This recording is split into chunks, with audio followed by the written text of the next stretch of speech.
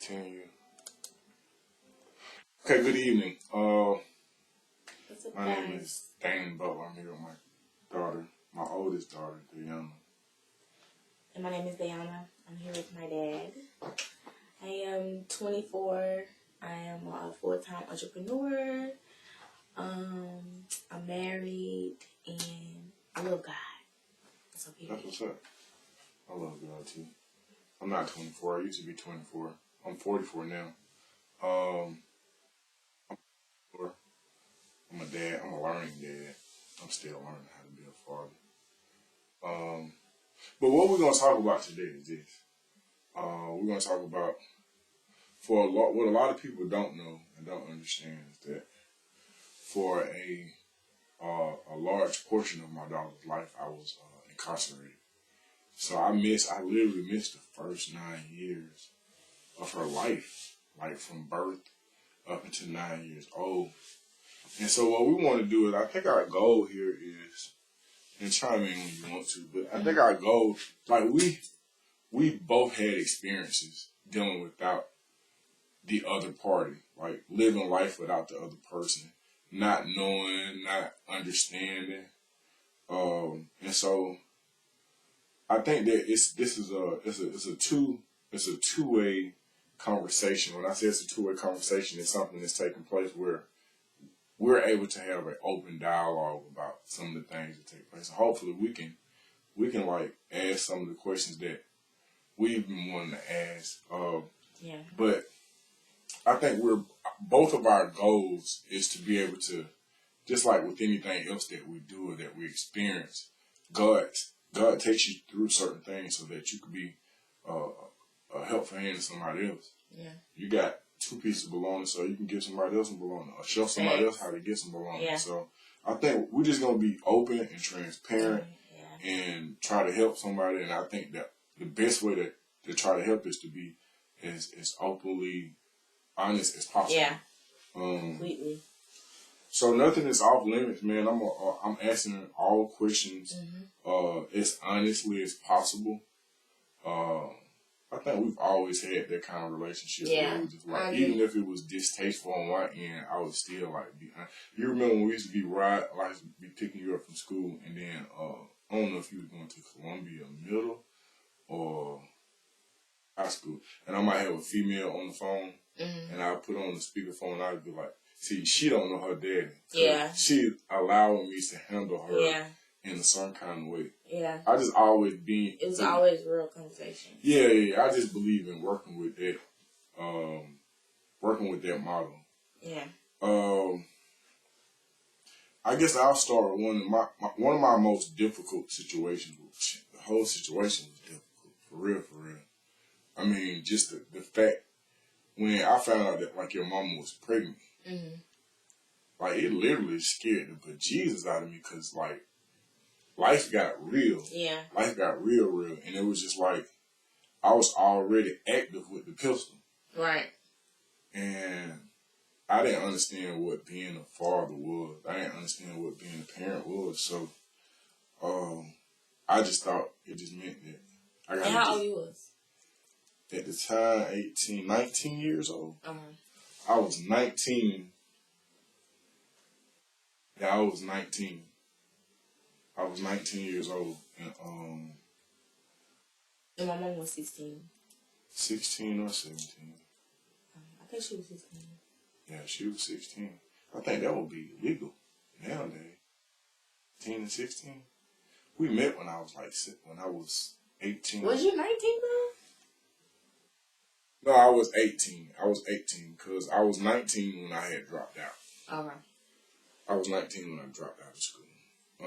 It's still illegal because she could have been 16 and I could have been 17. Facts. Today's date, yeah, it would have been illegal as hell.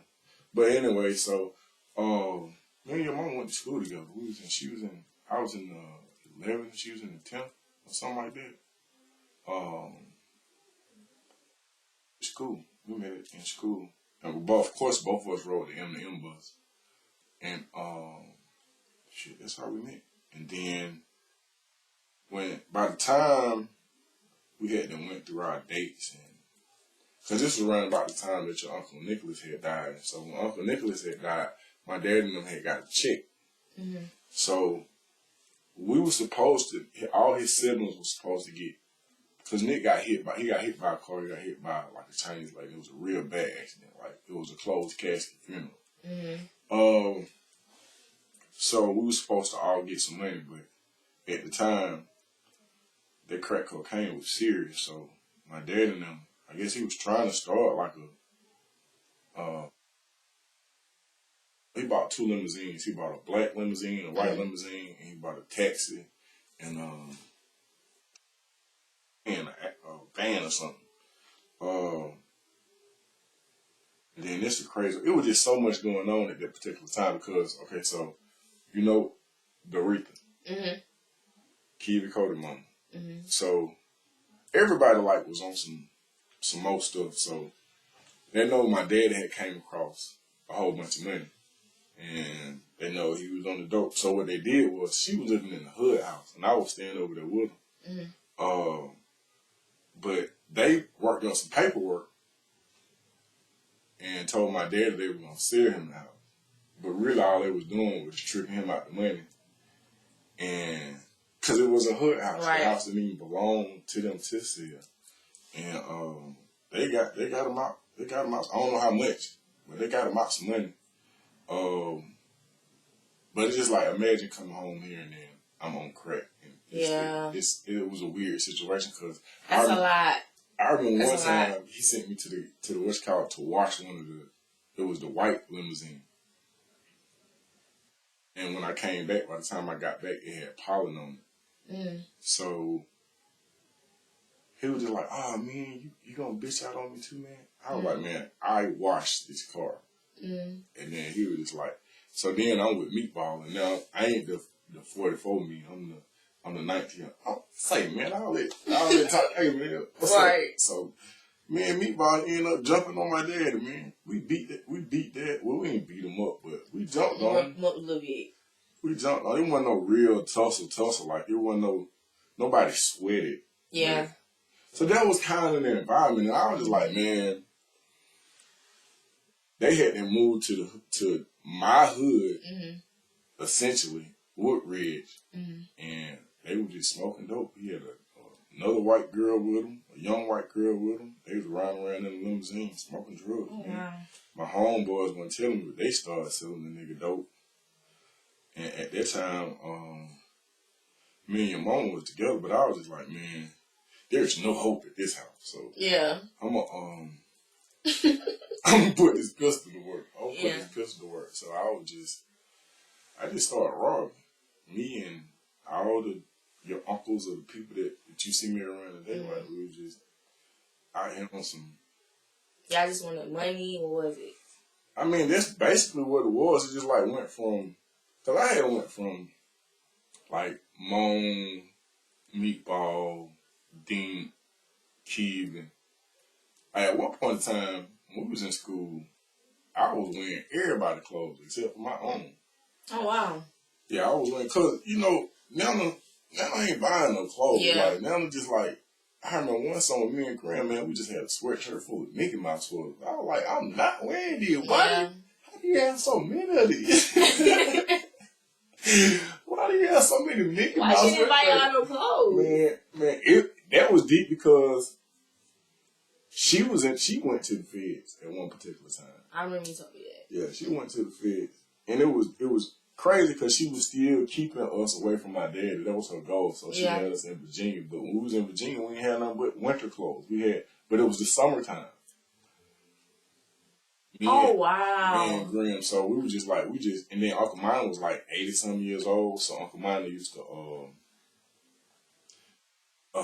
shake and bake. Shaking steak or something. It was just like, it was just, I just remember that's how me and Graham used to eat bread, butter, and we used to put jelly on. That was just like, we probably ate that 75% of the time. Real shit, man. And then, it go, that thing. It's a, yeah, it go, yeah, we'll get into some of that. But, to answer your question without going all the way left. So, man, just not understanding not really understanding what my purpose was. I was just like, man, I'm about to start putting this pistol on you. It started off very unsuccessful, and then just like anything else, you learn how to habit. Yeah. Then it turned into being. It would just it gave you a rush. It gave you a rush when you think that you have no power, and then you're able to control a room, or control an entire car or environment with that pistol, because everybody listening to you, and then you leave it and you got money. You feel like you're in control. You feel like you really do, and then like when you do start getting money, let's say you take somebody who the most money I probably ever had was probably maybe $250, and then now we hit a lick for like $75,000. Yeah. Oh, I'm going stupid. Yeah. Got to. I've been inside the cab all going. Hell, I call her. She don't know nothing. I call your mama. I'm just like, what size shoe you wear? Every time I think she wear like a 9. I was like, then the Air Maxes that came. I was like, you want the oranges or the green? She was like, I want the orange. I was like, let me get the oranges, the greens, and whites. Then I had called the bro. That's when they had the bubblegum, Reebok bubblegum bottoms. He was about to go back to school, so I just bought him a whole bunch of stuff. I had the cell phone, the first set where it was like it had a chip in it. I don't know, about this big. And it was just like rare. It was just like rare. Like, we didn't know nobody else who had a cell phone. And man, just buying. So your childhood was like, okay, like. Childhood was really weird as fuck. Was it like, it was basically kind of like rough? Yeah, it was rough because there was so much going on. Like, it could be broken down. But one thing my daddy did do, because when I was staying with my daddy, we moved from hotel to hotel. We moved from the lodge on Buford to the lodge on Showerfoot. Whatever lodge was in the area. But he made sure we stayed in the same school system. That's one thing. Like, I went to Dresden Elementary. Even though, like, when I went to Eastlake Elementary. Then I went to Cohen Middle School. But Cohen was an Atlanta public school, so it ended, I forget what grade it ended, but when I left Cohen and transferred to DeKalb County, I was back in elementary school because I think the 6th or 7th grade was still elementary school in DeKalb County. So, but I went to Dresden Elementary, then I went to junior high school at Sequoia with the same people I went to elementary school with, then I went to Cross Keys with the same. So one of the things that he did, like, he's like, I hate moving around. I hate it when I was a child that he said that's how they dropped out of school, him and Uncle Eminem. He said in Detroit, they used to give all the slow kids apples and milk before class.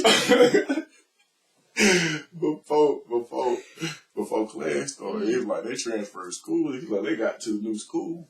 They gave everybody apple and milk. So they was like, man, we ain't going to this school. This school is slow as hell. So I have a question. Yeah. How does it feel to grow up with grandpa not being like emotionally, you know what I'm saying, there?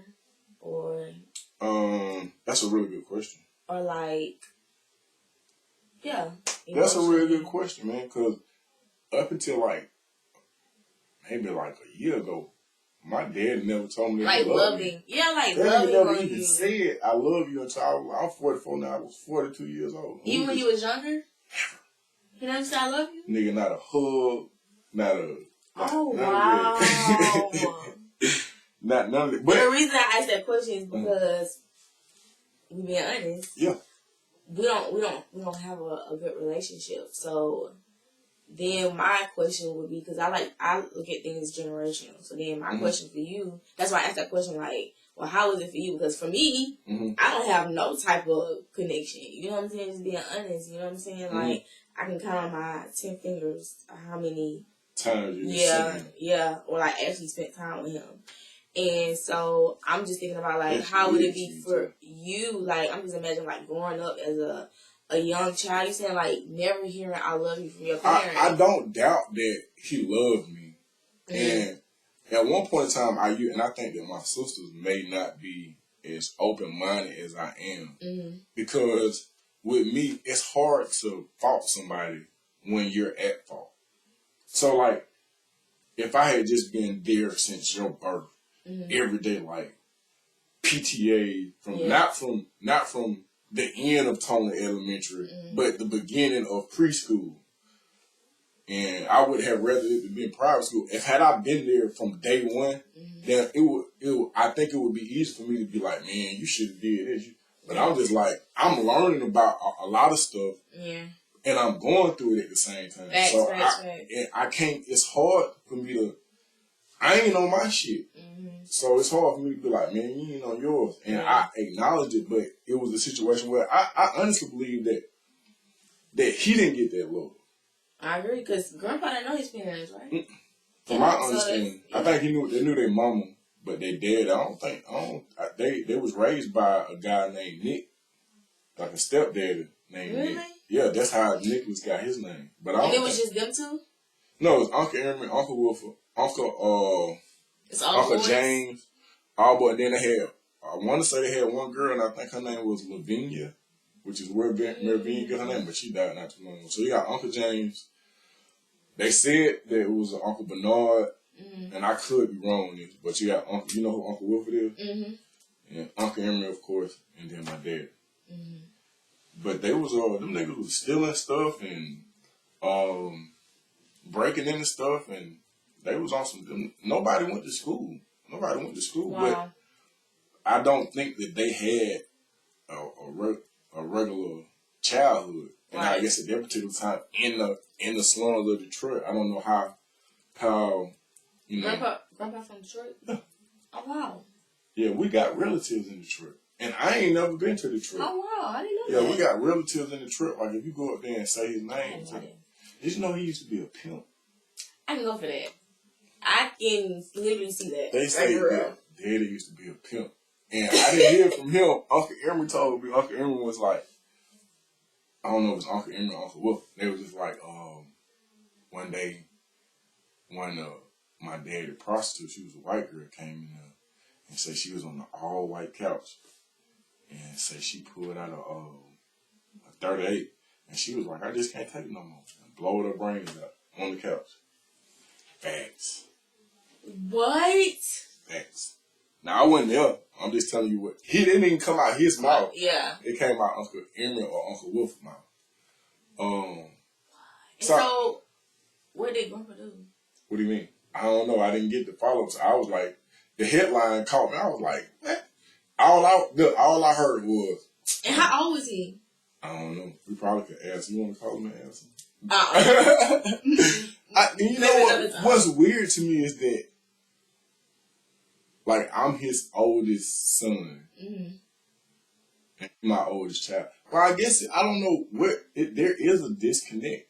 And even when y'all do be around each other, I think that me and you kind of like the same when it comes to, okay, so if you was fucking with me, if you was messing with me, if you had some love for me, I would know it prior to me creeping up on my adulthood. I would have known it when at ground zero. Yeah. And the only reason I don't point the finger and be like, you should do that because you my child, you my responsibility. I don't expect for nobody to do nothing. It would have been nice because I think that at one point in time, when I was locked up, I wanted you to have my last name. And your mom was like, well, nigga, you can't sign a birth certificate. You forfeited that right. I was like, well, maybe my daddy can sign it. She was like, man, do you understand how stupid you saying? And I didn't understand. Because when you be in first of all, I have a limited perception of the world because I ain't done nothing. I ain't done nothing. I done jumped off the porch. I jumped off the porch and into the police car. So, I was like, well, my daddy put his name on the birth certificate, then she'll have the last name Butler. And she just like, I think she might have stopped answering the phone when man, look. What? So it's like, then what I think about is what she was doing. Think about how old she was and think about the responsibility that I put on her. And then it wasn't like, okay, we're going to figure this shit out. It's like, I'm saying we're going to figure it out and then out the blue, because don't nobody really know what we're doing. Right. And I'm gone. So now you all by yourself. So man, I used to have a whole lot of guilt on me. A whole lot of guilt. Like, man, like being in there, and I just had a whole lot of guilt because I was just like, you put her in this situation. You got her pregnant. You know what I mean? She was depending on you. So I ate a lot of shit when I came home because of that. And I was just like, shit, I deserve it. Oh, wow. I deserve it. But, so do you feel like you forgave yourself? Enough to the point where I don't feel the degree of anxiety that I want. Because it used to make me wake up at night. Because it's not a whole lot of things that a man can stand on. Yeah. Like, you can stand on your accomplishments, you can stand on your accolades and all this stuff, but if you're not manning up and you're not being there for your children, then your daughter, your firstborn, nigga, that's a punch in the mouth. I remember when my brother had came up and told me the day that you was born. Oh, nigga, you would have thought they had goddamn cut my wrist or something. I was like, man, I'm sending this motherfucker, and nobody else came up there and told me, but my little brother came there and told me that shit crushed me. So do you think your childhood has maybe like a reason or part of a why of why that meant a lot to you, like to be a father? You know what I'm saying? Because, you know, it's a lot of young millennials that get locked up at this age, got kids, tons of kids, or and don't one child, and don't ever come. I just I don't even try to communicate. Like, I thank God that I love my children.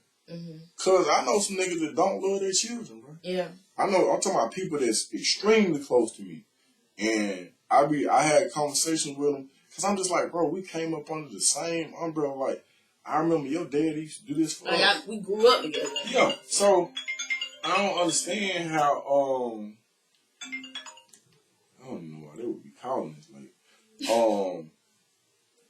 I didn't understand it because I was just like, man, even though my daddy never told me that he loved me, I felt some of the love.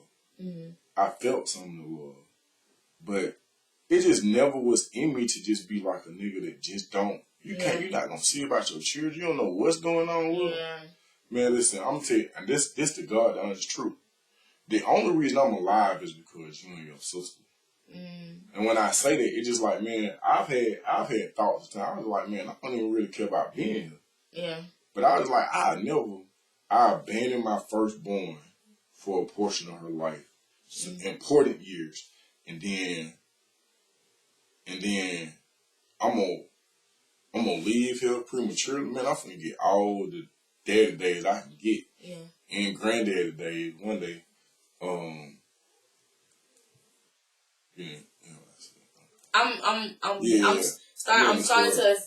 starting to accept it because I believe it's gonna be soon. Gotcha. Yeah. Okay. So I never looked at the walk of fatherhood in a way where I could distance myself from my seed. Man, it got to a point where when I was in jail, like everything I did, I was just like, bro, I seen people going home, I seen them coming back, and I was just like, man, I don't want to do that. So I just start looking at the actions of people. And then I was just like, well, this nigga shot basketball, played poker all day. And apparently they ain't hiding doing either one of these because you came back within 6 months. Yeah. And I was like, man, what isn't everybody doing? Yeah. I was like, so everybody ain't going to the library. Right. I was like, man, I'm trying to read every book in it. Niggas thought I was joking. I was like, no, I'm so serious. Yeah. And of course I didn't even come close. But I was like, when I would be laying in my cell and on the side of my bed, I would have an entertainment book, which would be a novel. I would have a book like maybe I still got like a psychology book. I may have some guns, germs, and steel. I have a thick book. I would have books like people have apps.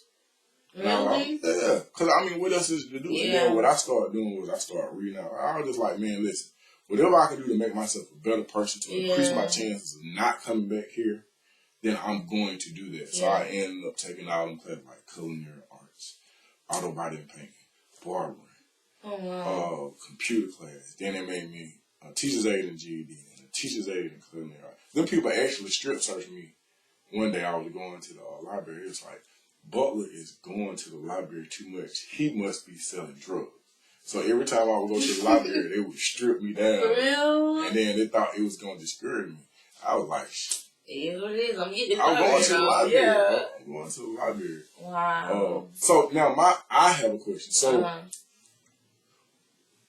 if you can remember back that far, what was your first memory of understanding that your household was not one of a mother and a father? Well, I don't know how big of a role your granddaddy played, or maybe a mama friend.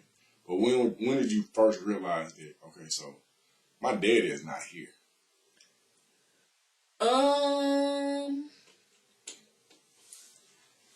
Probably like when I was 7. Because like even when I was younger, when I was seeing you before then, I didn't realize like I was missing something. I just realized like I was going to see my dad. But I didn't realize I was missing something. I was like 7, 8. And then that's when my mom got with Amari dad. And that's when I realized, okay, yeah, he's not my dad. Yeah. My dad is in prison, which means my dad is missing, which means, you know what I'm saying? Like, so, I don't know, like, being honest, it was like I was seeing you for a period of time, and it just got blurry. Like, it was like, you gone. Like, you know what I'm saying? And then there would be days where, like, I'll get, like, birthday cards and stuff like that. I would read them. And then I think maybe one year I did come and see you again. And then it was like it faded again. Yeah. And then this is just what I think. This is what I come up with. I think somehow I unconsciously detached myself from the whole aspect. Like not intentionally doing it, but just doing it like I'm a little girl, you know what I'm saying? Like and I think that's why even now I don't deal well with rejection. Like if it looks like rejection or smell like it could be some of the smallest things. You know what I'm saying? Like I could be talking to my friend if you want to say I miss you, and if she don't say it back, I immediately like, oh yeah, she don't want to be my friend. Like it go deep. Like why you don't miss me? You know what I'm saying? Yeah. So that's why a lot of times I have a hard time expressing myself. You know what I'm saying? But anyway, saying all that to say that I think I did that, and then so with Amari dad being a part of my life, I think I didn't even want to get close to him, but he was there, so I was like, you know what, let me just do it. Because at first I was giving him a hard time. It was like a wrestle, and I don't know if you know this, but it was a wrestle with you too. Yeah, I remember. Yeah, I didn't want to like. Yeah. I'm just like no, like why? You know what I'm saying? It was like I knew I had to, but I didn't want to. And that's crazy. Like, how you a little girl and you doing that? You know what I'm saying? I mean, like, you can only be, like, who you are. Yeah. And it was a wreck. But I was already a scary little girl. I didn't go to everybody. So that was another thing, too. Yeah. You know what I'm saying? Yeah. I had to really get comfortable. When I got comfortable, I was really comfortable. Yeah. So it was just, like, taking me in and out, like, it's, okay, consistency, then I'm not seeing my dad. And I'm seeing my dad, and I'm not seeing my dad. But I will say that Nana is like the foundation of it for real. Like her being there, her taking care of me. You know, even on weekends, like even the relationship that I have with my cousins. You know what I'm saying? Like Nana really did play a part. There was times where years went by where I didn't see my Nana. I don't know what reasons it was, but still, whenever I was around Nana, whenever her and my mama were cool, and it was time, she played her part as a grandmother when she got the opportunity to. Yeah. You know what I'm saying? Like, and I appreciate it. Like, if it wasn't nobody else, it was Nana. Yeah. That's on period. But yeah, that's what I remember around 7 to 8 years old. And I started coping with what was presented in the household, you know what I'm saying? Which wasn't bad. It was a pretty good father figure role. And then when you got out, I was just like confused. It was like I gotta readjust again. Yeah. And I'm just like, why do I gotta get uncomfortable? You know what I'm saying? Like it was uncomfortable. It was just like your dad is coming home, and I'm just like, okay, but this is like I haven't spent time with him. Like, how can I miss somebody that I haven't really spent time with? I don't know. Yeah. You know what I'm saying? And so even that moment, like, everybody in my face, like, I'm just like, bruh, I don't even know how to cope with this. Yeah. Like, this is a lot. Yeah. You know what I'm saying? So it's like, do I fake it? Like, what do I do? It's a lot. Yeah. And at that point in time, of course, my mom, I couldn't really express, you know what I'm saying, how I felt. I didn't really have nobody to talk to. Big fan of me. Not a big fan, which I can understand that. You know what I'm saying? So you can say what's wrong with you all day, but I couldn't really say how I feel. Nobody really understand how I feel. Yeah. You know what I'm saying? So that was it was a lot, but I think I put a lot of stuff underneath the rug, and I think that's why even now, when I turned like 21, 22, I kept trying to like have these conversations with you, trying to actually talk about the things that I just put underneath the rug. Yeah, you know what I'm saying? Like, that's why I used to retaliate. Used to be freaking downstairs in the house at Conyers, throwing stuff all in the room, like, don't even know how to express myself, crying, but not crying out, you know what I'm saying? Because of that stuff that happened, you know what I'm saying? And I think for a long time, even like growing up, my mom would be like, do you miss your dad? How do you feel? Like, she would ask these questions, and I would just say, I'm okay, like, nothing's wrong with me. But a lot of times you gotta talk about it in order to get it out. Understand it, yeah. That's why therapy is needed. Oh, yeah. Therapy is always needed. I don't care what nobody saying. You go to therapy? Yeah, but I missed 2 weeks, and I need to go back. Yeah, for real. I need to get it off my chest. Yeah, she helped a lot. I think at one point in time, I remember the first time that you came. Well, at one point in time, your mom used to bring you to the cab time when you was first born. Really? Man, she was a big supporter. She used to make sure I had pictures of you. I still got the pictures and everything. How old was I? Like an infant. What? Yeah, like an infant. And because, you know, when you was born, we still thought that I was going to be able to, like, make it home. Yeah. And then as the reality. So was y'all still, like, in a relationship? I mean, verbally, yeah. Verbally, I would assume physically on my end, yeah. I didn't have a whole lot of options. And I believe that to a certain degree, up until a certain point, yeah. I think that she was as well. Yeah. But as the reality began to set in, I think that, because, you know, I stayed in the county like 3 years. Yeah. Yeah, it got wicked, because it went from I would see you, and then I didn't see you again. I can count on one hand the amount of times I seen you while I was locked up. Really? Yeah, because she would allow my mama to bring her up, and whenever they fell out, it killed anything. And then just because her and my mama was cool, she told me one time, she was like, I don't want my child going to no prison.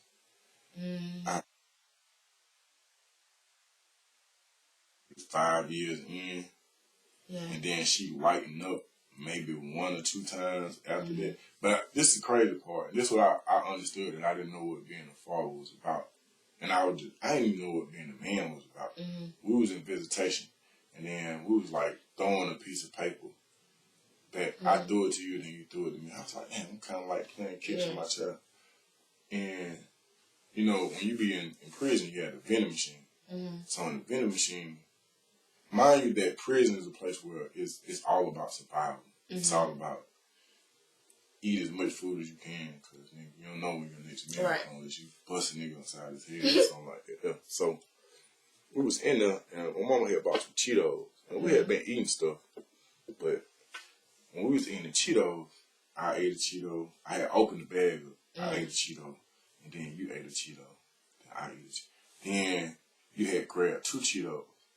Let me tell you something. In my mind, I'm talking about you was this big, folks. You was about this big. What I'm saying in my mind, though, my mind was so institutional. I was like, she eventually is going to eat more Cheetos than me. I was just like, I must grab more Cheetos than she eat. And when I look back on it, it just seemed so weird that was my mindset. Yeah. But keep in mind that I had never, the amount of people that I had sex with prior to going to jail, I can count them on one hand. Like, I didn't have no real extensive list of people I hadn't slept with. Like, I didn't lose my virginity till I was 17 years old. And your mama was probably like the third or fourth person I had sex with. Wow. Like, real talk. Like, for real, for real. So it wasn't like, it was just no... So I didn't understand a lot of stuff that went on in relationships. I didn't understand a lot of stuff about what was going on in jail. I didn't understand a whole lot of stuff, man. That luckily, and with the grace of God, I made it through. But I do remember when I came home, the guilt was on me because I didn't know what to do. All my homeboys like giving me money. One nigga tried to give me some dope. He was like, man, I'm gonna pay. I was like, bro, I didn't never sell no drugs. Like, I was robbing. Yeah. Oh, you about to send me right back the chain? Like, I don't want this. Right. Like, so, then your mom had said. So you had went to jail one time before? Never. This is my first time. This is your first time? Oh, okay. I had never been to jail at all for nothing. I got locked up for, like, overnight for driving on a suspended license. But it's because they had set a road block up. That was nothing. So, I had some cash, so my homeboy, because my homeboy had gave me some money. I think I done told you this story before. Your mom was like, Daiyana want the new joke. Hell, I'm gonna get this done. So, I didn't realize that Jordans wasn't what it was when I was kid. Like, niggas waiting outside and shit. It's like, it's some weird shit going on. So, I'm trying, and it's a small size. So, I got Meatball taking me around to every store. Nigga, we went to Lennox, we went to South Cat Mall, North Lake Mall, North Cat Mall. Can't find these shoes, but I'm not gonna give up. Yeah. So, cause every time I call her, I'm thinking she gonna let me off the hook. Like, just like, well, you look there. She was like, have you been to Greenbrier? I was just like, oh, you are right. So it got to a point where I was just like, I said, man, I need to come pick my child up. So she let me come pick you up. And then I took you to the store. And I was like, what shoes do you want? And I didn't even pick those. Then you picked out a pair of Pumas that cost $23.87. I'll never forget that shit. I was just like, bro. I do remember, she gave you such a hard time. She did. Like, when I came home, I don't know if you remember this, but she was calling me by my first name. Yeah, for a long time. For a long time. Up until, like, middle school, almost. Well, okay, so...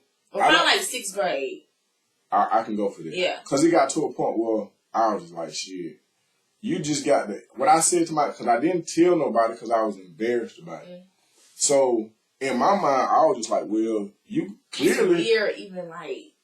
I know, right? Thinking about that, like, wow, that's crazy. I'm just like, because I'm like, well, it's going to be me and my child. Because I ain't never said daddy. You know what I'm saying? Like, now I be hearing you say, I was like, man, I remember when she used to call me by my name. But in my mind, I was just like, shit, clearly... you got to earn the title daddy. You just can't goddamn stand chain for no decade and come home and think that goddamn.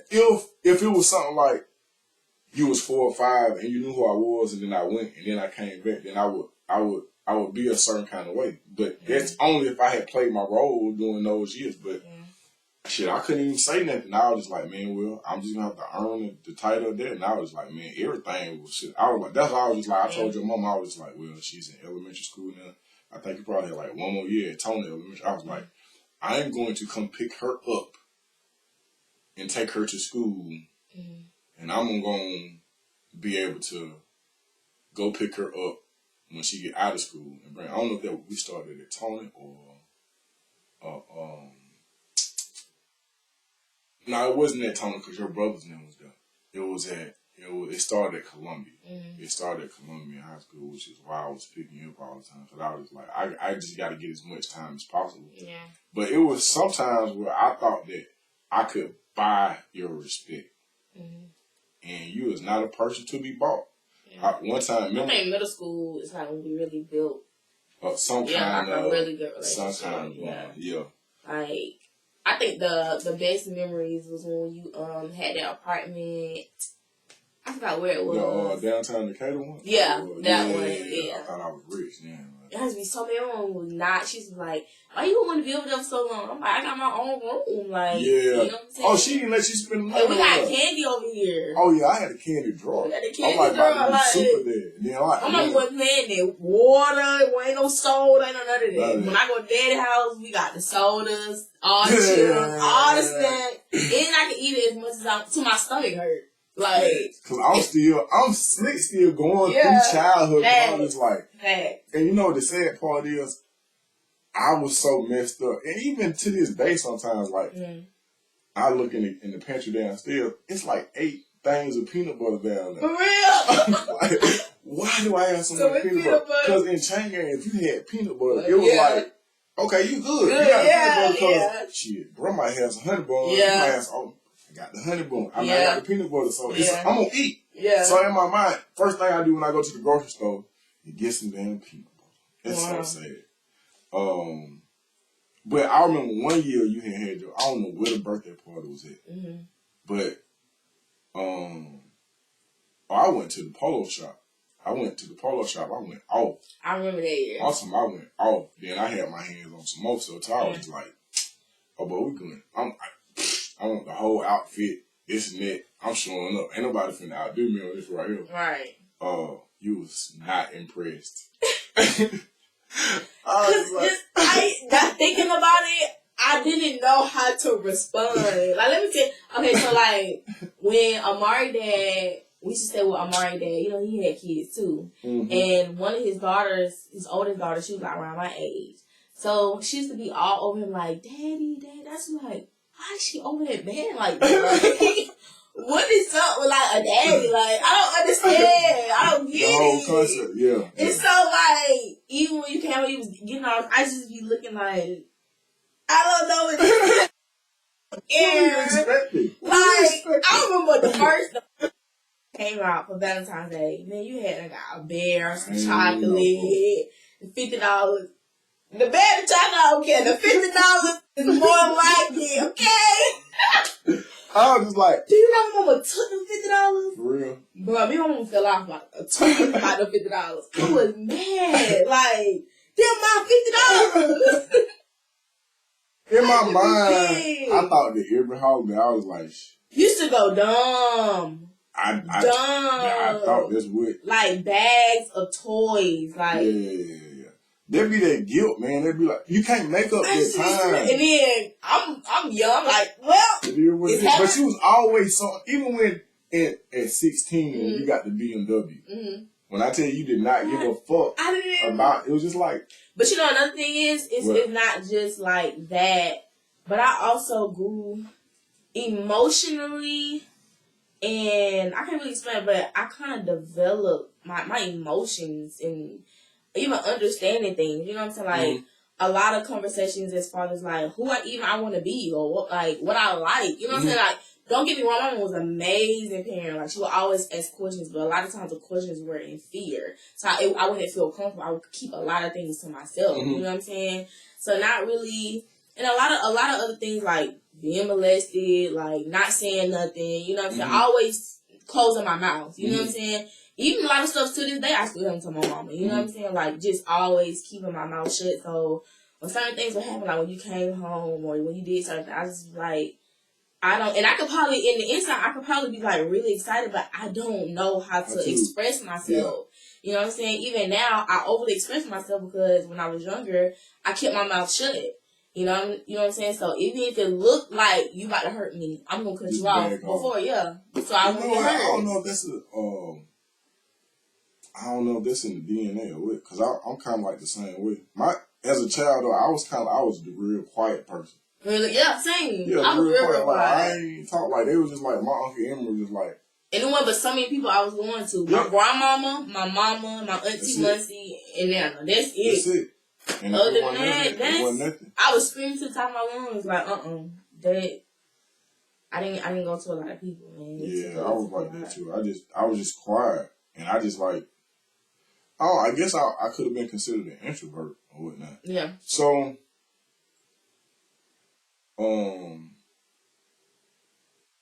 if you could say something to, I wouldn't even say like a 9-year-old you, But if you could say something to, I don't even know what you could say to a child never that for the same thing or a similar situation, like who may not know what a dad is or who their dad is, or like what could you? Is it something that you could say to them that would give them a better aspect, or to have a give them time to grow. Like I feel like a lot of things, a lot of expectations I was having, even growing in my spiritual walk with God, a lot of times God would tell me that I can't look at your growth from the outwardly. You know what I'm saying? God could be dealing with you in a whole nother area, you know what I'm saying? Just because it's not the results that I think should happen, it doesn't mean that you're not growing. You know what I'm saying? And even I would see like these babies that are like, oh, he's trying, like,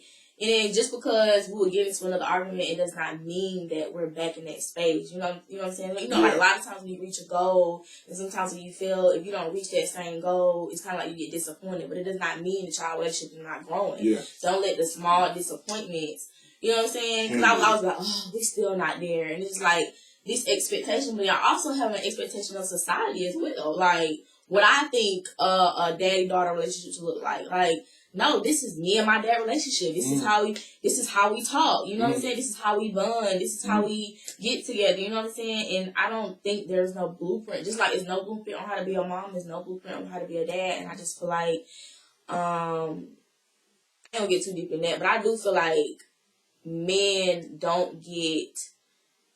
I don't know. I don't feel like y'all are always understood when it comes to y'all emotions. You know what I'm saying? I feel like women get more. You know what I'm saying? It's just like men are human too. But that's a whole other subject. That may maybe be on another podcast. You know what I'm saying? Because a lot of times men don't even. I didn't even know how I felt about certain things until like I'm still dealing with like I'm 44 years old, and now I understand what heartbreak is. I understand what it means to not have somebody that hates you, but have somebody who is disappointed in you. That feels worse than hate. Oh my God, that thing hurt. That thing hurt. So it's just like y'all are human too. Like y'all, and that's what I was just about to say. Like your parents are human too. You know what I'm saying? Like they're still healing. They still trying to understand. And I feel like sometimes as kids we put this expectation because. I mean, I look at my parents as like superheroes. You know what I'm saying? Like they gonna always get it done. If I call my mama, she gonna do it. If I call my daddy, gonna get it done. And it's just like I feel like as you begin to grow and as you begin to like develop in your household and your relationship with your parents, you know what I'm saying? Certain bumps in the road, even if your father is not there, you know what I'm saying? If he's trying, give him room. You know what I'm saying? Like don't be so closed off. You know what I'm saying? Because if somebody's trying, you know what I'm saying, like, don't let pride get in the way to you, because it'll be like, you feel like you deserve it. You know what I'm saying? Like, oh, I need this. You know what I'm saying? Like, I'm supposed to get this, but it's like that person is trying. And give grace. You know what I'm saying? Sometimes you gotta put yourself in that other person's shoes. Like, even, for example, I was like, hey, dang, my mom was 16. Where was I at 16? You know what I'm saying? Like, even you know what I'm saying? Like, y'all did what y'all could. You know what I'm saying? So, and I also want to say, don't let that affect your personal growth. Don't let the fatherless thing or even your mom not there, don't let that stop you. You know what I'm saying? Because if you haven't already have kids, but when you do have kids, you know what I'm saying, you don't want that same generational thing to go on. Like, you know what I'm saying, get therapy, heal, start your spiritual walk, you know what I'm saying? Like, and actually, you know what I'm saying? So your kids won't have to go through that. So I just say, grow with your parent, give them an opportunity, and then even if the opportunity is not presented, you call them. You know what I'm saying? You apologize. You create, hey, I want to go on a date, or I feel like we need to do this. You know what I'm saying? Like, you do it sometimes. We don't spend enough time with each other. You call, hey, we need to have lunch. You know what I'm saying? And before then, it wasn't always expressed like that. You know what I'm saying? Because I understand. Yeah. You grow. You grow. I've grown as a man, but y'all, you especially. I'm gonna speak on one thing, but I want to go back to something else. One thing is the father-daughter dance. I tell you my insides. Like, I just like, so the situation is this, so the people.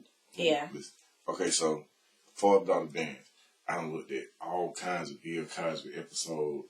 I called your granddaddy, and I just like, and I understand he has a responsibility as a father as well. Yeah. But I only reached out to him because, like, when I was young, when I was 14, probably like 16, 17 years old, he was just like, the first thing he ever said to me, "How you doing, young man? Pull your pants up." So I never, when I was around, I know he was going to be around. I ain't even play around with him. Facts. I ain't even play around. I was just like, but the way that he carried himself, mind you, I only had a handful of interaction with him prior to my arrest. But he had already established himself as a man in my eyes and in my mind. So when I came home, I had men that I didn't know. I didn't know nobody else. I only knew the men that I knew. So it was John. It was your granddaddy. It was my Uncle Emery. I love my daddy, but I didn't always get the best advice from him. I'm just being honest. Like, I love I respect my dad. I never disrespect him. But when it came to like fatherhood, I call my Uncle Emery. But then keep in mind that me and Aaron, like, I'm older than Aaron, but me and Aaron grew up in chain gang together. So his fatherhood, his child is like, now I might call him on the but it's just like, it ain't. We don't have a whole lot of I need your advice on fatherhood type question. But so you had John and Muncie actually, like, the first time me and your mom went on a date, John used to have a BMW. We rode with them to the drive-in movie theater. Like, Muncie, it's some people on your mama's side of the family have never, ever, ever gave me their ass to kiss, never shitted on me, never, like, showed me. Muncie. Yeah. John. Yeah. Sabrina. She loved her. Solid. I'm talking about she. I remember when I got locked up, I just heard her in the background. "Oh, my Daiyana. No. But she always, like, I'm talking about one never that, like, I love she always rooted for you. She never. Even today. To the day. Your daddy posted that picture on Facebook. It's 7:40. Like, what are you talking about? I always, man, them folks showed me nothing but love. John from day one. Yeah.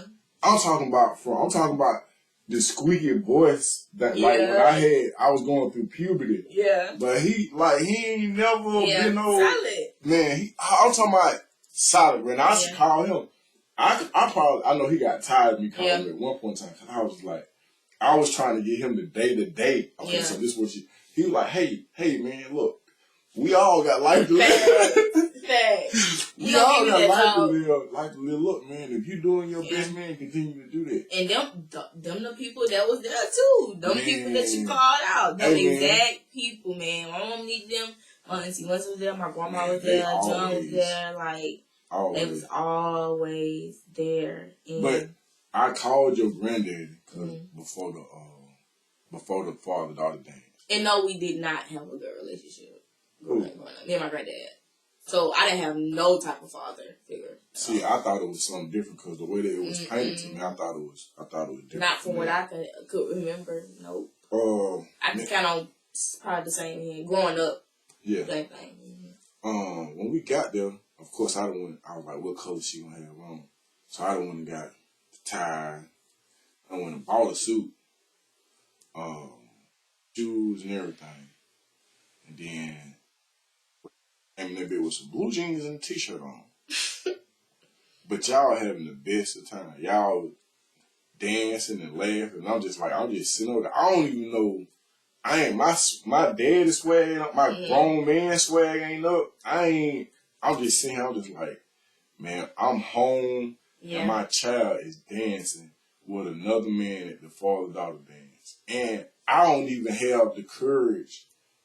If I step in, I know it's gonna make you feel awkward as fuck, because we don't do surprise and we don't fake it. I was just like, man, you just have to eat this shit up, man. And then that's how me and your principal kind of got cool. Mr. Dean. That's a solid dude too. And that's a solid dude. He bought my book and everything.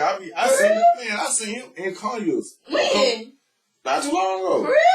Yeah. I seen, bro, like, man, that dude, he was just like, man, I know what's going on with you. Yeah. Hey, man, it's some solid. It's some solid people. Yeah, like, that dude, man, he didn't have to say nothing to me, man. He was just solid from day one. He was solid, man. Bought my book, read the book, and talked to me about the book. He was like, yeah, that's an adult book you got there. He was like, but I always been a solid brother. Matter of fact, he seen me in some minutes, though. He was like, yeah. That's crazy, man. But oh wow, I would love to see him. That's crazy. Yeah, he was dope. But I just had I was just like, man, anything that come my way, I was like, it will never compute to what she has had to go through. So whatever, I was just like, it was letters that I wrote to you that you never got. I was like, I'm gonna do this, I'm gonna do this. I was like, you know what? All this talking ain't nothing. What you gonna do when you get home? How you gonna make sure that you set yourself apart from I wish I could read those letters. Man. And so I kind of took a lot of stuff. I just took it on the chin, man, because then when I tried to call your granddad, he was just like, what I understood about him is that a young was still his daughter. Period. And that's just like, yo, if your husband called me and he's like, man, the young doing this, that. We can talk for a while, but after a while, I'm like, hey, man, look, man, pick a side. I'm just like, hey, man, look, at the end of the day, man. Don't put your hands on me. That's all I don't know it. So I'm calling. So I called John. John, like, man, he do me the same way. You can't call no father complaining about his daughters. Yeah. I don't know what you expect. Yeah. And then, so I just was toughing it out. I was like, I just got to go through it. And I said, man, I'm just going to keep trying. I said, keep trying. I said, what else I'm going to do? But I told myself, I was like, I ain't going to have no more children until I do right by this one. And I don't think you can ever completely say, well, I'm doing right. I think it's a continuous. By the time I'm 80, I might be done right by you. But I think it's a continuous process. It's continuous growth. The relationship, even tonight, the relationship has grown. I agree. But I was just in a place where I was like kind of bullheaded, kind of like with the first book that I put out. Like, I ain't letting nobody tell me you need to slow down. You need to get a real editor because you got a lot of spelt words. I was like, nah, I'm gonna do this. What's going on? And then when it came to like finding my way, but this was okay. So downstairs is a garage full of moonwalks. But the first time I ever even seen the moonwalks, you had your birthday party at East Lake Park.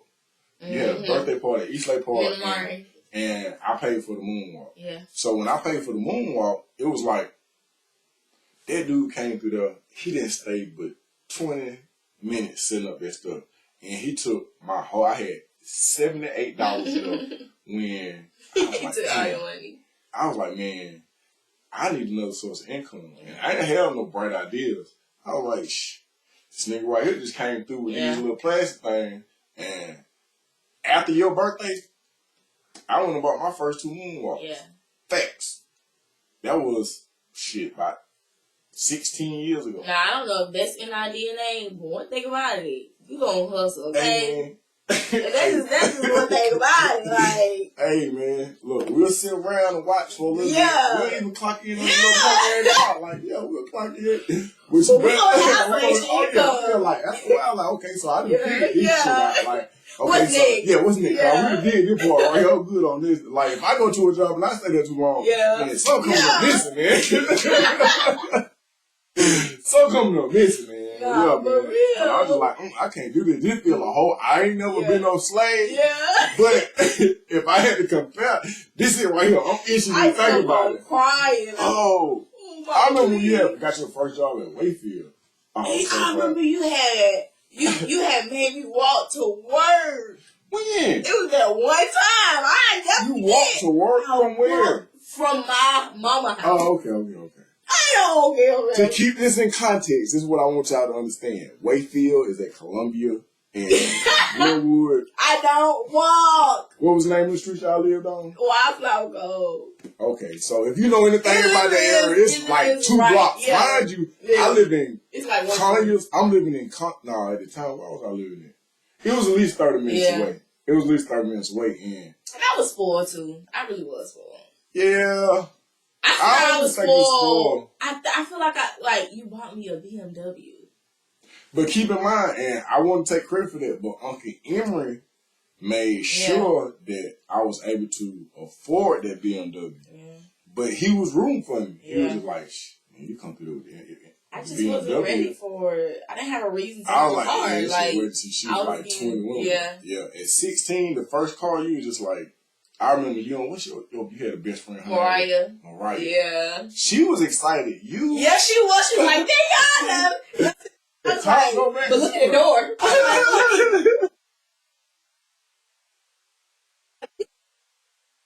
And I was like, Mariah, look at this. And you be sitting there. I know. I feel so bad. Like, I don't think you should, though. I think because it was just learning phases for all of us. And so, it was, but you remember when we title porn that motherfucker. Oh, it did. And paid my chili dude. Oh, facts. Yeah. Facts. Because I remember I had tried to go get a tie for the BMW. Yeah. I was like, one of her ties cost more than four of my. I was like, not at 16. Facts. I can't do this. Facts. You want to do what? Okay. No, chili is how much? Yeah. This is what we're going to do right here. But, yeah. Let me sound. Oh, we done did a whole hour. Oh, wow. It don't even feel like it's been an hour. It don't feel like an hour. Let me see. I'm going to get one more question. Yeah. I guess what my question would be, how has your relationship, not just your father, but both of your parents, how do you think that will, or has, I don't know how to word it, affect any potential children that you may have or your firstborn? And a lot of times you don't know stuff until it actually happens. But how does it make you feel about parenthood? I'm very confident. Because overall, y'all did a hell of a good job. You know what I'm saying? Y'all did a darn good job as parents. You know what I'm saying? In the day, even though you did miss part of my life, you came home, you hustled, you did what you had to do, you provided. You and my mama, y'all was falling out, you know what I'm saying? But at the end of the day, I was well taken care of. I had clothes on my bed. Whatever I needed, whatever I wanted, you know what I'm saying? As long as I was making good grades, I got that. So, I would say overall I had a pretty good childhood, you know what I'm saying? And I'm confident in the parenthood that's soon to come, whenever that time might be. And I have confidence that my kids will have an amazing relationship with their grandparents. Definitely, just where both of y'all are, both of y'all are, just in this space, you know what I'm saying? It's crazy that's happening at the same time, and it's crazy because, last year I was praying, it was both of my parents' relationships was it wasn't where I wanted to. Me and you wasn't talking, my mom wasn't talking. I'm just like, oh my God, I don't have anybody to talk to. I can call my mom, I can call my daddy. They're not gonna understand, especially in the transition of, and I ain't trying to get too deep, but the transition before, me and Kish got married when I first started my walk with God and all that stuff. That was a hard transition. I felt like I had failed y'all. I felt like I disappointed y'all because I didn't finish college. I was left with all this debt. And I wasn't staying at a consistent job. You know what I'm saying? I feel like I disappointed y'all. So it would be a lot of times dude, let's talk about it real quick. Just really, really quick. I really grew. Do you not remember I was talking to this dude? You got up at 2 a.m. to come get me because some girl flattened my tires or somebody flattened my tires. Oh, yeah. I remember what? I remember that. That was crazy. Yeah, and I remember your car. Where the hell was your car at? It was at it was at the boy house. That was his house. Yeah, but one time you was on the side of the road by the Walmart on Memorial. Oh yeah, I remember that. I ended up hitting the car. We can talk about it now. I was just like, man, you had the right car though, cause that shit couldn't happen in the beginning. I told know somebody flamed your tires, and then what did we do? You had dropped me off at Keisha's house, and I spent the night over there, and your mom was on the phone. I remember you was She got worried about getting dang on car back. Like, she got it everywhere about getting his car back. But y'all had to give me the car because I was going back and forth to school. I went to school. I was going back. I had to go back and forth to work, and neither one of y'all was gonna take me. Not that one time. So you had to give me the car back. You got all the tires fixed, and yeah, that was a going out sad moment though. Like, do you not know that nigga left? For real? That nigga left. Walking out the house. So I'm like, okay, cool. I got what's the name? Spare in the trunk. Yeah. It's all 3 of these times. And so he's like, I gotta catch you. I gotta go. He get in the car with his homeboys and leave me. Wow. I'm like, but you stayed after you stayed right by him though. That was the crazy thing. Y'all stayed. You stayed at East Point, right there. Yeah. That was the first time you tried to have a real conversation. And you kept trying to piece it. He was like, it's not adding up. Yeah, because like what you said, I was like, so this, I said, what happened? Like, are you sure? Yeah. My mama. Well, that's the only thing. When y'all was in agreement, as long as that was it. Oh yeah, we was on the same side. Oh yeah, that's it. You canceled everything. Crazy. I remember that. I used to be doing something. I used to always get in trouble right before my birthday. You know the crazy part? You know how I bought that car? How? A lady ordered a big old party and didn't have the money to pay for it. Mm-hmm.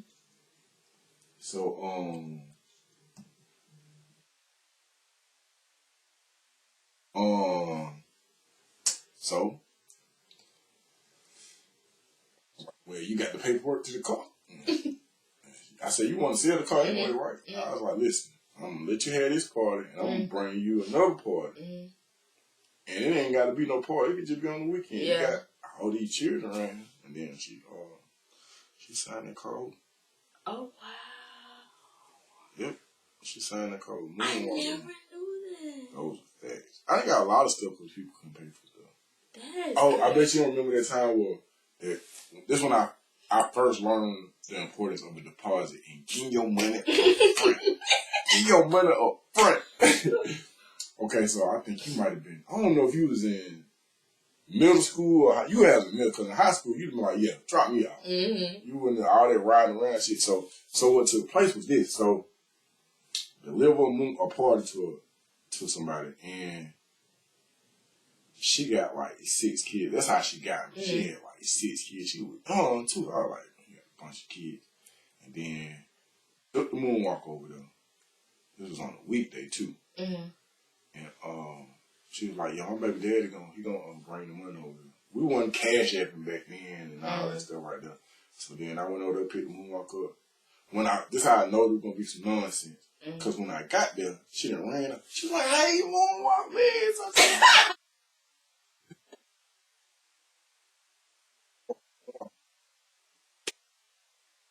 So what am I at? Yeah, my buddy. Yeah. And she was like, oh yeah, baby daddy gonna be so. I was like, all right. So I came back like within an hour. Then it just went to everything. Every time I asked about it, at this point I had already been got, but I ain't understand. Yeah. So we get out of school. When I pick you up from school, I'm driving by this girl's house. Her uncle outside one day. He said, man, why you keep coming over here? I said, man, remember that part of it? I said, man, that was my equipment. He say, oh, you didn't get your money again? I said, nah, I didn't get my money. He said, yo, blood, you're not getting your money. You should have got that money from that girl. Yeah. She did wrong, and I can cuss all that she wants. Yeah. He said, but you not getting that money. And when he said, I was just like, damn. So I'm talking to my uncle and all this, and he was like, man, you need to start getting your money up front. Yeah.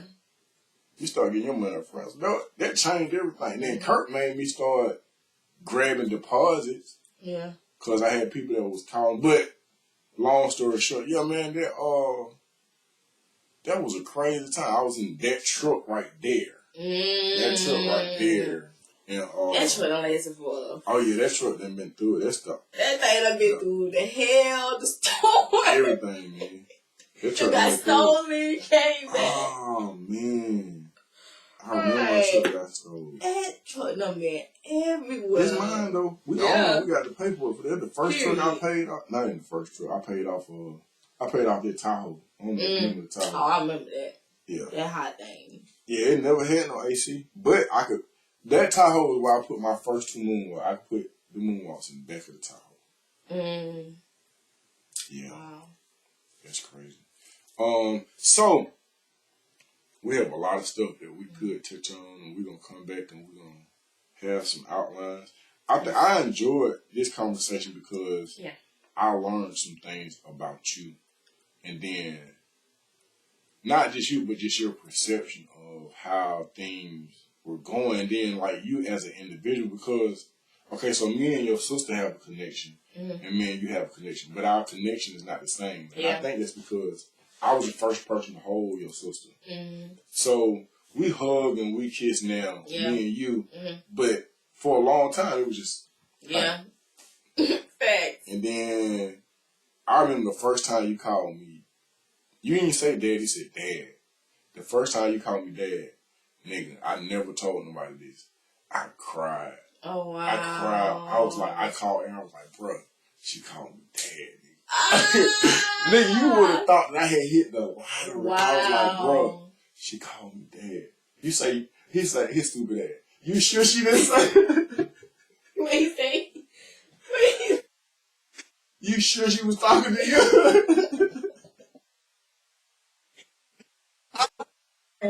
I was like, nigga, she called me dad. He was like, dad? He was like, probably misunderstood. Daddy? I said, nah, she didn't say daddy. She said dad. He said, bro, call me the third time. The third time she said, deal we'll know. But that shit, man, listen. Cause I felt like I done got promotions at jobs. Yeah. I done got raises at jobs. I done started a company. Yeah. Man, I never told nobody that. Except for Aaron. But I was like, man, that thing broke me down. I had to pull to the side of the road. I was like, man. She called, because I think I had, I don't even know where we was at when you said it, but you said it, and I heard it. I was like, man, she talking to me. Yeah. Man, that thing warmed my spirit up. I ain't gonna even lie. Wow. Like, damn. Because for a long time, there was a transition where you would say my name, and then you wouldn't say nothing. You would just start the sentence out. I'm home, yeah, so I was like, well, at least we done got out of the first name. Because at one point in time, I was like, man, listen, he didn't call me by my first name. Like, I remember that. We're going to stop that right there. I can't tell you what to call me. But he didn't call me by my first name. I ain't doing it. But then that comes along with my confidence as a man increasing. Because I'm just like, it's just like anything else. I go to a job and I be like, hey, man, you know what? I'm way smarter than these motherfuckers. Yeah. I don't want to do this. Yeah, I ain't doing this. Yeah, I ain't doing this. So, but it's a process, man. Yeah. It's a process, man. What I will say too. And you had some crazy ways of like teaching me lessons. Some funny ways too. One of them, man, I didn't know what was working. Remember, I thought taking your phone was gonna be the MP3 player. Yeah. I used to love that MP3 player. But at one point in time, I was just like, I'm gonna tell you how big of a, no disrespect, I'm an asshole you were. I was just listen. So I was just like, okay, bet. Okay, so I'm taking go back and forth. It's like it's a challenge. It's not like a parent. But you the only parent I can do this with. So with the A I got with my mom, I'm about to take it out on you. I'm just like, oh, she with the shits. Like it's just like, and I'm like, I can't even. Ain't no physical whippings or no shit like that. I'm still trying to get out the doghouse. Yeah. I'm like, I gotta figure this shit out. I gotta figure this shit out. I gotta figure it out. She got there. She didn't respond to that. I remember one day I had took the MP3 player one day and then I tried to give it back. You was just like, nah, you can keep that. You keep that. Like, nigga, how in the fuck am I putting you on punishment? And one time you smashed my phone. Oh yeah, I was over. Well, I said I was living on the inside, but on the outside, I was like, I'm gonna show you.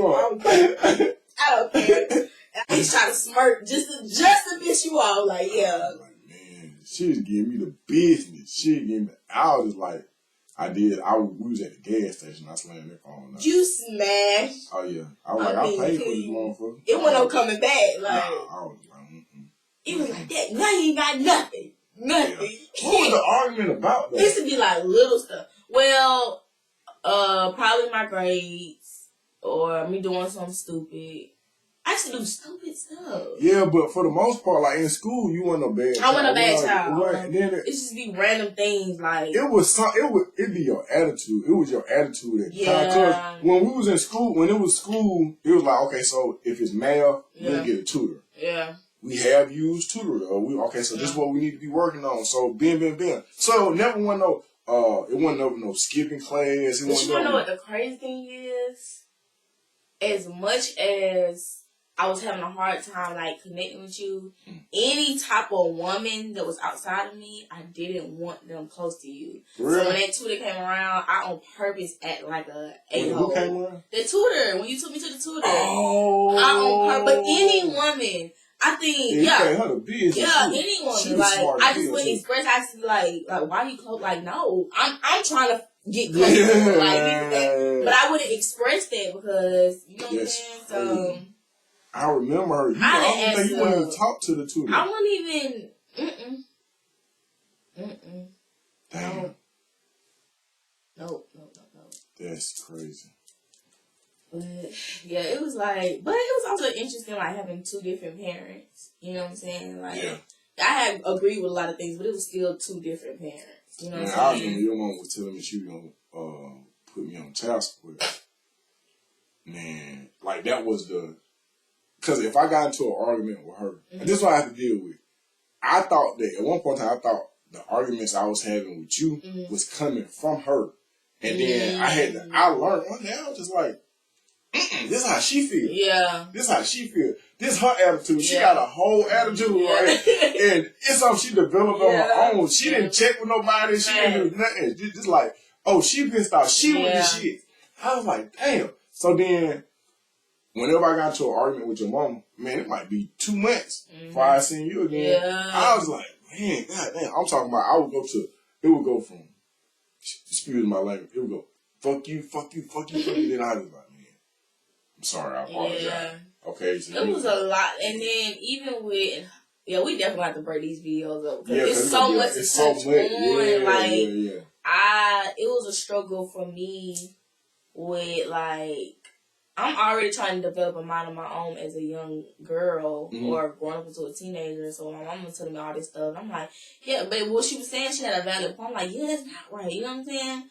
And so, like, don't let it be, I'm already upset at you, plus my mama in my ear. It's just, like, 10 times. Yeah. You know what I'm saying? Like, but that was even, you know what I'm saying? Because I don't think that was healthy. You know what I'm saying? Let me get to know my dad for myself. You know what I'm saying? But how I look at certain things is just like, I think that any experience that you have in your childhood or your teen years or your younger years, it helps develop who you are as an individual.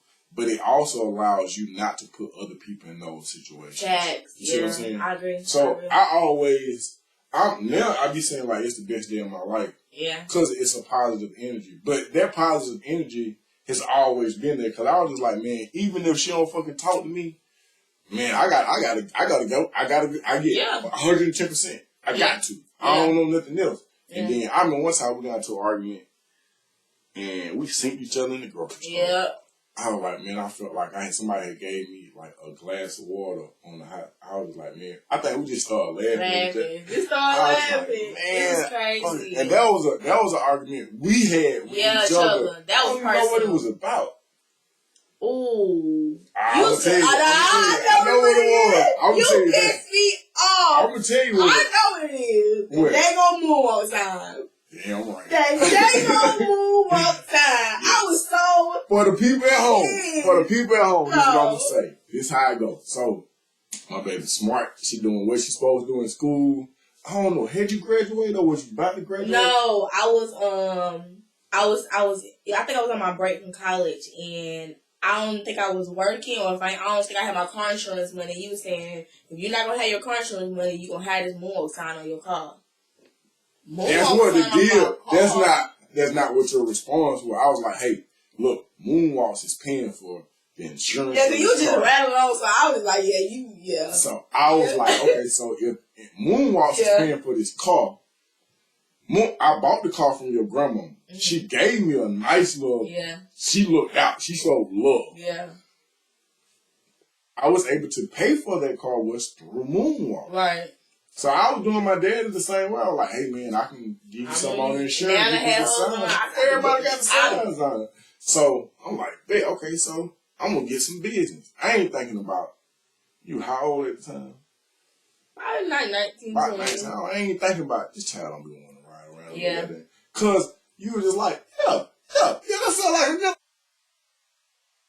You're like, yeah, go on. Go ahead, baby. Whatever you do. At the end of the conversation, is the insurance paid or not? I'm about to slap the So, I'm thinking, I'm getting phone. Whenever people call me and I got a part, I'll be like, yeah, so how did you find out about it? Yeah. They didn't say it in my truck. They didn't say it down the truck. They didn't say it in my dad's truck. Nobody is saying your car. Nobody. So I'm just like, all right. So then, I'll never forget this. Big 4th of July.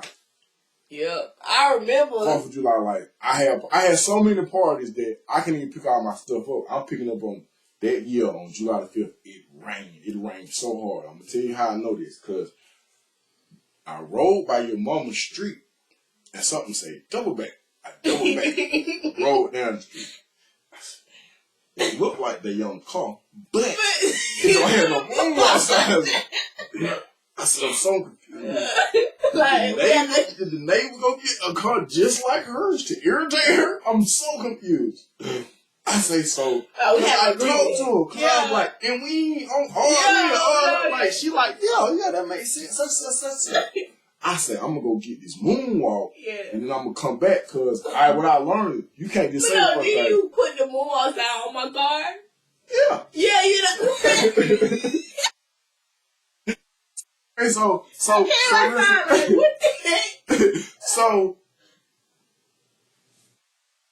when I go get the moonwalk that's right by your mama's house, the bottom fall out the sky.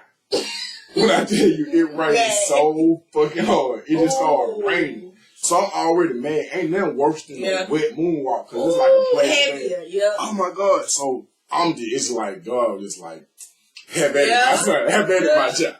So I come back, I'm just like, but then you was with the shit. You was with the shit. That's the first time you ever cussed at me. Really? I was just like, what the? I was already pissed about something. Like, I was already on edge. I said, man, okay, so this is what we're doing. And I used to always feel bad afterwards. But if we arguing, I know how to argue. I know, okay, so this what's going on. You gotta move, you gotta start flipping some shit up. You gotta start on some shit. Yeah. I was like, all right, so you're not holding up your end of the deal. I sit right behind the car. I call Geico.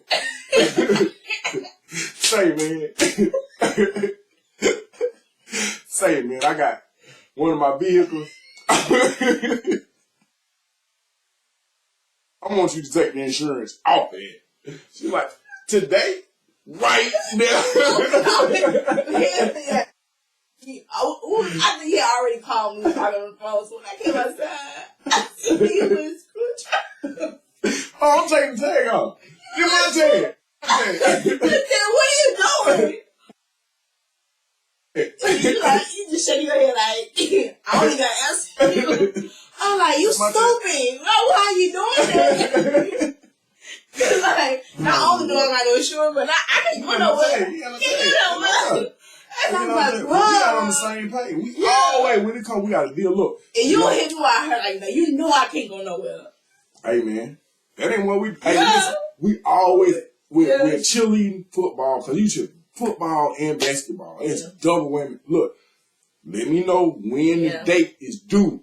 Dad ain't got money like that. Yeah. I might have to punch a nigga in his stomach. Right. I'm going to make sure that before the deadline, don't be waiting no 15 minutes for the money due and tell me what's going on, because I ain't got time to. But we had to work it out, because by the time you got to 12th grade, it's a well-oiled machine. I was like, man, I already know. Yeah. I'm finna do this, I'm finna do. So I thought we was on the same page. Then, because I was where I was with you and my in our relationship, I think that prohibited me. I didn't feel like I was strong enough to be in, because I ain't.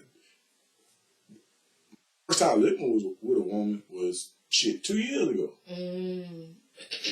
That's a whole other segment. So when I guess I was talking about the car. When we had an agreement and it didn't work, I was like, oh no.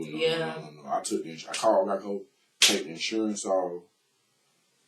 Cause what I don't believe in, if I buy you something, it's yours. Yeah. It's your car. Yeah. Matter of fact, here go your title. And I had to hustle my way up. And guess what though? Guess what? This is what I will say right here. Since then, guess what you ain't never asked me for? Nothing about no insurance. Never. Yeah. Never. Nothing about no insurance.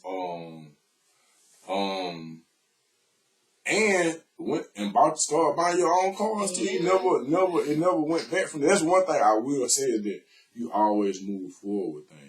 And I know we need to wrap up. I remember when you had when you wanted to go get a car and you went down to you wrote the credit union. Yep. I was like, I ain't never been to the credit union. I said, this nigga done rode the bus down to the credit union. I was like, she a different kind of asshole. She different. She different. Cause man, my mama had done got the title thing. Title porn. I just got real I tell you story all the time, like, mama, you was dead wrong for that. So she title porn your car? So, but I went with her. She was like, I just need this, to catch me some bills or whatever. And so, I can't remember how much it was, but she gave me some money. I was like, cool. I still got my car, and I got some cutting off. Yeah. So, a couple months went by. She was like, them people just keep calling. Oh, yeah. So, I'm not really I ain't really, when she was going through the process, I ain't really listen. I was like, I don't want money. You know what I'm saying?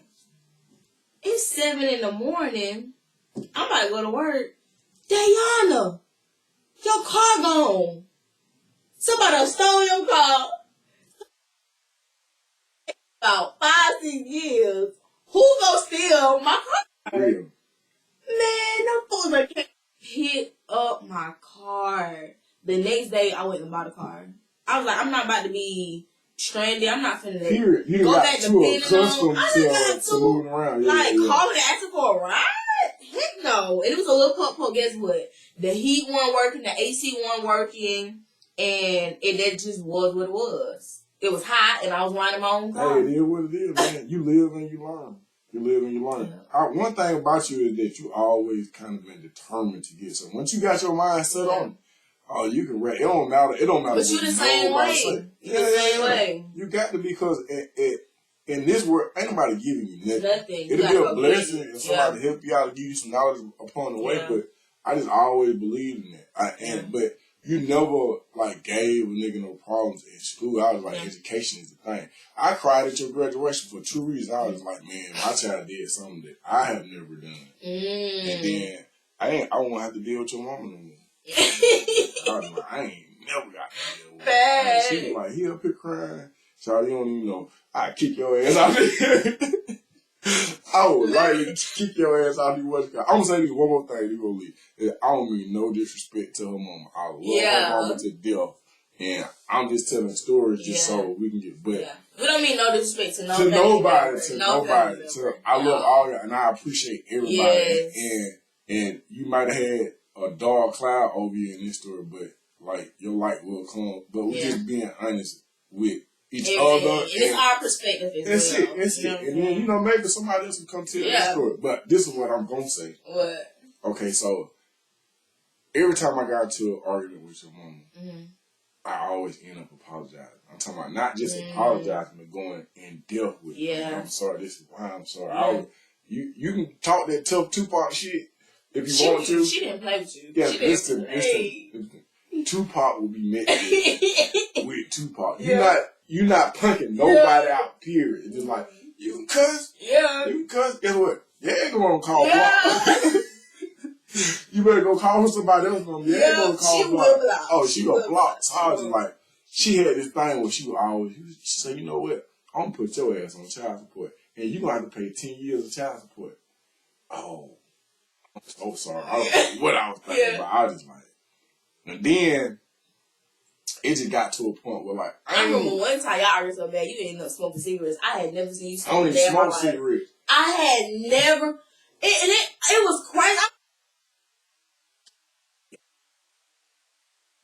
I'm like, she really done pissed him off. I couldn't. Like, your eyes had got red. You was shaking. I didn't understand. Like, I'm fighting the world, but my biggest battle. But then it's like, it's one thing. And I wasn't even the one that, like, I should be the one that be saying something. I was okay. Man, so if I'm okay, why is, you know what I'm saying? Yeah. But everybody going through their thing. And, yeah, I do remember when I went and bought them cigarettes, because I was like, these motherfuckers nasty. Mm-hmm. But I smoked cigarettes for about 2 months. But I don't like how cigarettes make me feel. But, so, she used to always be like, yeah, I'm going to put you on child support. So they used to kind of like shut me up. I was just like, I already do for my child. Yeah. But then they started taking my money. I was like, man, I'm going to have a miserable life. I already ain't rich. Yeah. We ain't rich anymore. Like, I'm gonna have to go dog. I'm gonna have to, like, cause I got to have what I got to have. So my smart ass, I'm just like, you know what? I'm about to go put myself on child support. I was like, you can't keep threatening me. Like, you telling me, hey, I'm gonna beat your ass when such and such. You know what? We might well go on here. Let's go on here, man.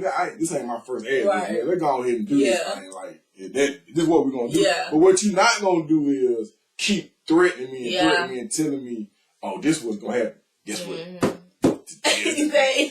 I went down there. I told the lady. Of course, I gave her way too much information. Yeah. I'm just telling her about how I've been locked up and such. I was like, I'm trying to do this. I'm such. And then when I told her that what the situation was, when I tell you the lady started, she just bust out and started laughing at me. She just started laughing. Why? And then she said, that's what I was going. I was like, well, am I joking? Yeah. Like, did you think this funny? Like, this is my life. I'm like, I got a half a pack of cigarettes in my pocket. And I'm stressed out. I'm stressed out. I can't take no more. Right. Give me the paperwork. So she was like, she laughed and she called the other lady over. Come on and tell a story. Like, hey, this ain't no comic view. I ain't joking. This for real. And I was like, I need to have myself on child support before I pick my child up from school today. So she said, baby, was you on child support when you went to jail? I was like, no, my child was born while I was in there. She was like, okay. His name on the birth certificate? I was like, no. I said, but she my child. Like, she was like, no, that's not what I asked you. Yeah. She said, your name on the birth certificate? I was like, no. She said, and you ain't never been on child support before. Has she ever tried to take child support? I was like, no, not to my knowledge. She was like, listen, if you ain't on child support and you ain't never been on it, ain't no back pay for no 10 years. I said, what? So she can't just come saying anything. But she knows she had to go for it. I'm just going for it. I ain't know nothing. So I said, oh, she been tricking me. She been tricking me. You didn't have no income. Like, I didn't.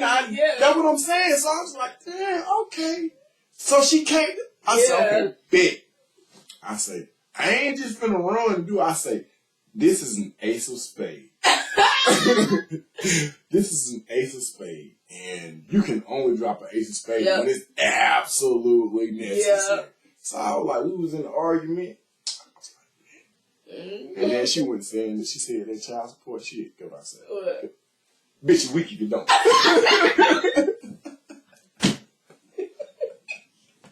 I'm gonna put you on child support. You weak if you don't. You a piece of shit if you don't do it. You weak as a motherfucker if you don't go do it. What she said? I don't remember what she said, but that was the last time. I said, I went down there, I talked to them people, and you ain't no back pay. I talked to Miss Felicia and such. You can't do it. It's not real. Go ahead, go on down there. Go on and do it. You weak if you don't do it. I won that time. I won the fight, but then I still, sometimes she hit me like this. It was 4 weeks before I seen you again. So that every time you win an argument, you still lose. So you gotta learn this shit. That's why when it comes to like a female that I don't have children with, oh, you ain't got no one. You know, because it's like at the end of the day, At the end of the day, this is where the argument is going to go. So I ain't connect. I've lost too many arguments to, and I guess we can get off of it because it does affect how you have relationships with other people and other people's children. I'm talking about for me in that respect. What we will try to do, because we're creeping up on an hour and 45 minutes, is try to have something more structural. We'll title it. And stay on like a topic. Because now I think we just getting... Y'all getting to know us too. Yeah, and we getting to know each other still. So because I've learned some things, but we're not gonna talk y'all head off, man. The goal, I like it because I just text you about this today. Yeah. And then because we'll put some shit out in a minute. Yeah. But it was like, oh man, it's dope. And then when you felt like it was dope, I was like, oh, I gotta go clean the room up. So. But I appreciate you for coming on. I love you. I appreciate your patience. I appreciate your time. You inviting me. And we're gonna do it again, man. We're gonna sign out, man, because it's dog. And my child don't live with me no more. She married and she got her own place. So we're gonna end it. But I still got a room. Don't get that. Oh yeah, she got a room. One thing. I guess we'll touch on that later. Yeah. But I don't care how old I am or what I got going on. My children always have a key to my house, and they'll have their own room. Yeah. And they don't always have pistols. Yeah. And the only reason some ain't got them, because she too young. But I got one with them. It's us looking at the thing. Look at right. We got to do better about this. Sometimes we got to put the camera, maybe put the camera right there. We should have. Why we didn't do that? The light. Oh, yeah, the light. Yeah. But we'll figure it out once we go look at it. Love y'all. Bye. Bye.